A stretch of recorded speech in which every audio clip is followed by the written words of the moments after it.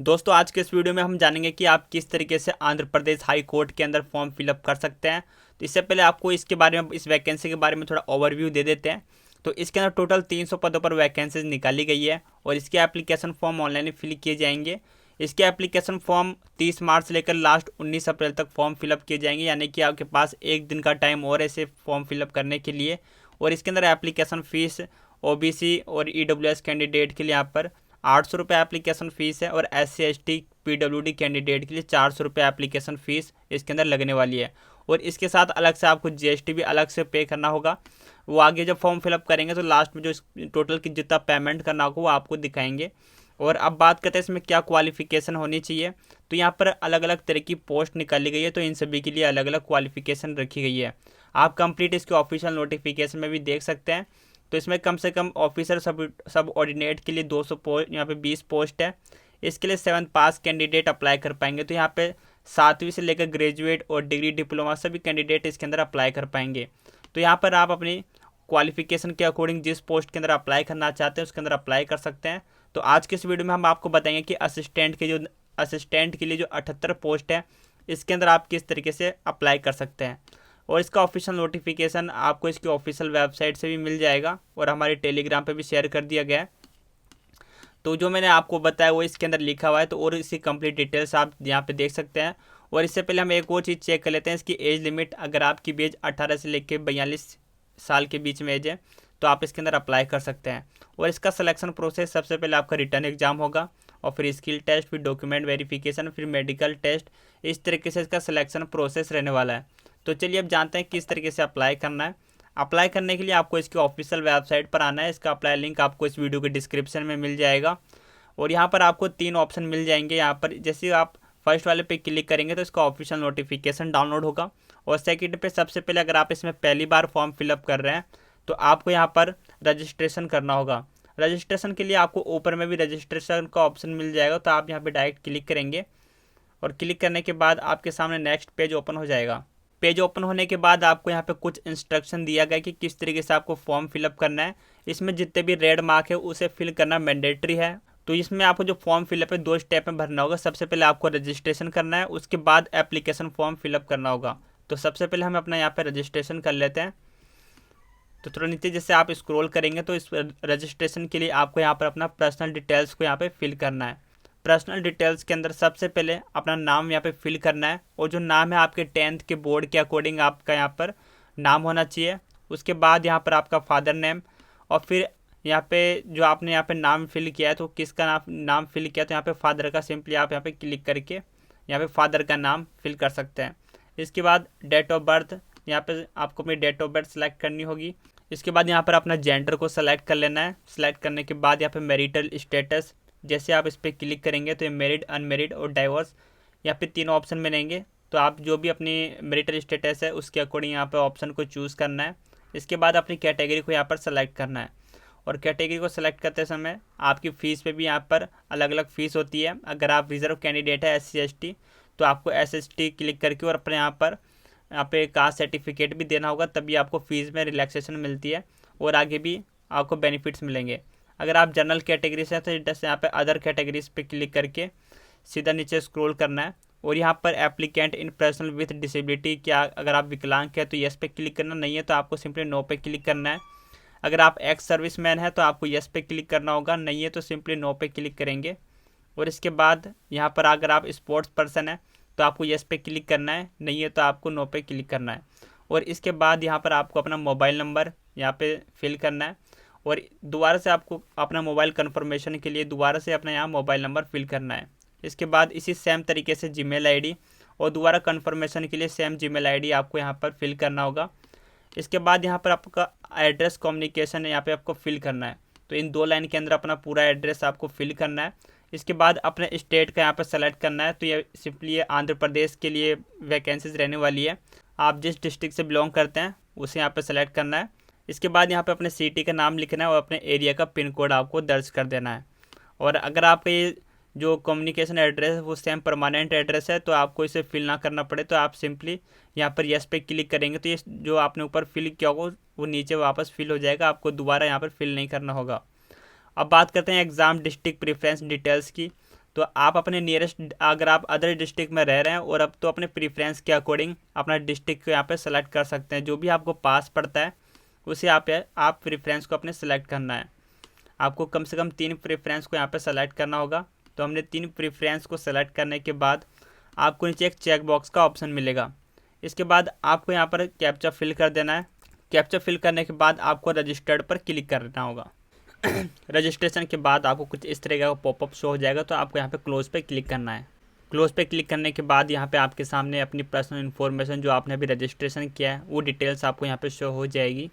इसके बाद आपको यहाँ पर एप्लीकेशन फॉर्म वाले पे क्लिक करना है। जैसे आप इस पर क्लिक करेंगे तो यहाँ पे लिखा जाएगा सिलेक्ट योर फिल्टर क्राइटेरिया, यहाँ पे क्लिक है टू फिल द एप्लीकेशन, यहाँ प्लस पे क्लिक करना है। इसके बाद आपके सामने कुछ इस तरह का इंटरफेस ओपन हो जाएगा और इससे रिलेटेड आपके पास यहाँ पे कुछ इंस्ट्रक्शन भी आपको यहाँ पे शो हो जाएंगे कि किस तरीके से आपको फॉर्म फिलअप करना है। और यहाँ पर आपको टोटल यहाँ पे 5 स्टेप्स में इसके फॉर्म फिलअप करना होगा। तो सबसे पहले आपको यहाँ पे पोस्ट का सिलेक्शन करना है। तो यहाँ पर नीचे आपको सिलेक्ट पोस्ट पे जैसे क्लिक करेंगे तो इसमें जितनी भी पोस्ट है वो आपको यहाँ पे शो हो जाएगी। तो यहाँ पर हमने आपको बताया था आपकी क्वालिफिकेशन के अकॉर्डिंग जिस पोस्ट के लिए आप अप्लाई करना चाहते हैं वो आपके पास क्वालिफिकेशन होनी चाहिए। तो यहाँ पर हम असिस्टेंट के लिए अप्लाई करते हैं और इसके अंदर सभी ग्रेजुएट पास कैंडिडेट अप्लाई कर सकते हैं। तो क्वालिफिकेशन भी थोड़ी ईजी है। तो आपको यहाँ पे 2 पोस्ट मिल जाएगी, असिस्टेंट और एग्जामिनर। इस पर क्लिक करेंगे, उसके बाद 7 नेक्स्ट पर क्लिक करना है।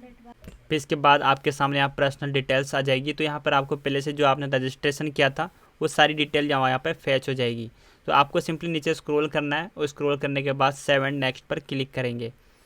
जैसे आप 7 नेक्स्ट पर क्लिक करेंगे तो आपका नेक्स्ट पेज ओपन होगा।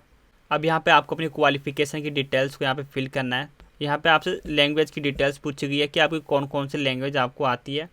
तो यहाँ पर जो आपको लैंग्वेज आती है उसे यहाँ पे आप सेलेक्ट कर सकते हैं। और इसके अलावा अपनी यहाँ पे 10th बोर्ड की डिटेल्स को यहाँ पे फिल करना है, 10th 12th और ग्रेजुएशन।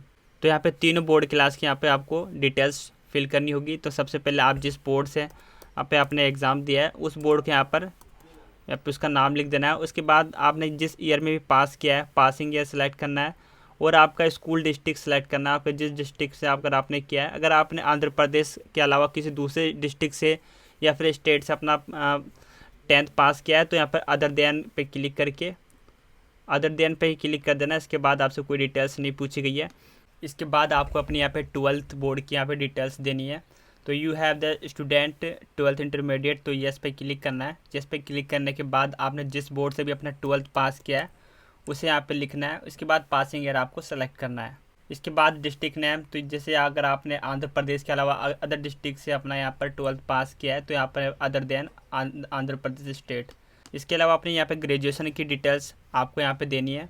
ग्रेजुएशन के अंदर यहाँ पर name of the group, subject, आपने कौन सा सब्जेक्ट अपना ग्रेजुएशन किस सब्जेक्ट से अपना ग्रेजुएशन किया है। तो यहाँ पर BSc BCom BCA काफ़ी सारी डिग्री दी गई है। आपने जिससे भी अपना पास किया है वो आप यहाँ पे दे सकते हैं। अगर आपने किसी एक सब्जेक्ट में स्पेशलाइजेशन किया तो सब्जेक्ट का नाम लिख सकते हैं या फिर आप यहाँ पे पूरा कोर्स का नाम लिख सकते हैं। इसके बाद आपने जिस यूनिवर्सिटी से अपना यहाँ पर ग्रेजुएशन पास किया है तो उस यूनिवर्सिटी का यहाँ पे नाम लिख सकते हैं। इसके बाद यहाँ पे पासिंग ईयर आपको सेलेक्ट करना है। पासिंग ईयर सेलेक्ट करने के बाद यहाँ पर डिस्ट्रिक्ट नेम, तो दोबारा से अगर आप अदर डिस्ट्रिक्ट से आपने किया है तो यहाँ पर अदर लास्ट वाला ऑप्शन को सेलेक्ट करके आपको 7 नेक्स्ट पर क्लिक करना है। और यहाँ पे please Telugu language is mandatory, तो यहाँ पर आपको इस पोस्ट के लिए तेलुगु लैंग्वेज है वो कंपलसरी आपको आना।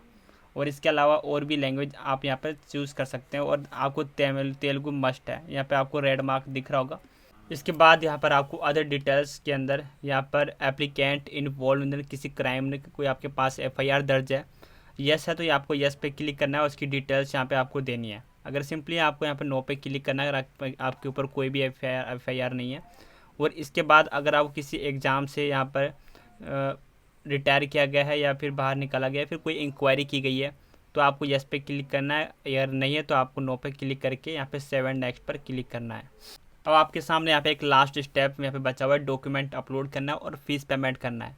तो यहाँ पर इससे रिलेटेड भी आपको यहाँ पे से आपको टोटल यहाँ पे 3 डॉक्यूमेंट्स अपलोड करना है। सबसे पहले आपको अपना पासपोर्ट साइज फ़ोटो अपलोड करना है, फिर सिग्नेचर, फिर इसके बाद आपको यहाँ पर 10th की मार्कशीट अपलोड करनी है।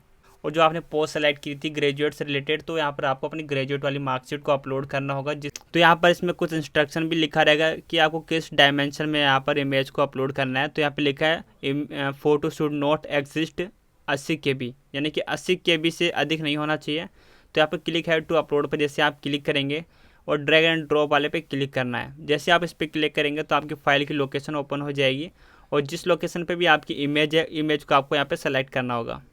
इसके बाद क्लोज पे क्लिक करेंगे तो यहाँ पर आपका फ़ोटो अपलोड हो जाएगा और यहाँ पर ग्रीन टिक आ जाएगा और व्यू का ऑप्शन मिल जाएगा। और फिर इसके बाद इसी तरीके से आपको सिग्नेचर को भी अपलोड करना है। सिग्नेचर से रिलेटेड भी आपको यहाँ पे इंस्ट्रक्शन लिखा हुआ है कि यहाँ पर 80 KB से अधिक नहीं होना चाहिए और JPG फॉर्मेट में होना चाहिए। फिर दोबारा यहाँ पे ड्रैग एंड ड्रॉप पर क्लिक करके अपने सिग्नेचर को यहाँ पे सेलेक्ट करना होगा। इस तरीके से आपको भी यहाँ पे डॉक्यूमेंट अपलोड कर देना है। और अपलोड करने के बाद आप यहाँ पर पेमेंट को यहाँ पे ऑनलाइन को सेलेक्ट करने के बाद आपको चेक बॉक्स पे क्लिक कर देना है दोनों, और यहाँ पे आपको जो पेमेंट करना होगा वो आपको यहाँ पे शो हो जाएगा। इसके बाद अपने एप्लीकेशन का प्रीव्यू ले सकते हैं या फिर आप सबमिट एंड पे पे क्लिक कर सकते हैं। अब इसके बाद लिखा है कि आपको क्लिक ऑन व्यू आइकन, आपने जितने भी डॉक्यूमेंट अपलोड किए हैं उन सभी को एक बार व्यू पर क्लिक करना होगा। उसके बाद ही आपको यहाँ पर सबमिट करना है। तो एक बार आपको यहाँ पे व्यू पे क्लिक करना होगा।